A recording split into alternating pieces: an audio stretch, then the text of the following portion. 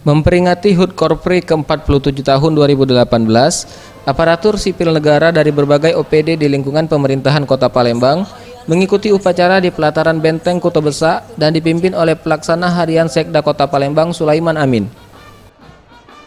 Sulaiman Amin menyampaikan, dalam peringatan HUT Korpri ke-47 ini dapat meningkatkan kualitas SDM di lingkungan Pemkot Palembang, terutama dari segi pemahaman terhadap teknologi, mengingat saat ini semua pelayanan telah memanfaatkan sistem aplikasi.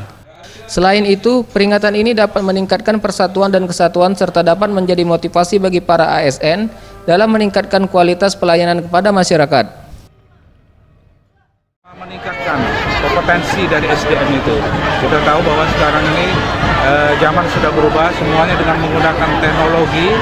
Nah, jangan sampai para ASN ini akan ketinggalan dengan teknologi yang sudah dijalankan.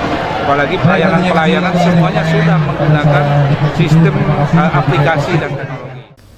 Dalam upacara HUT Korpri ini juga, pemerintah kota memberikan sejumlah penghargaan serta insentif kepada para ASN yang dinilai memiliki rekam jejak baik selama masa pengabdian, baik bagi para pensiunan maupun yang masih dalam masa tugas.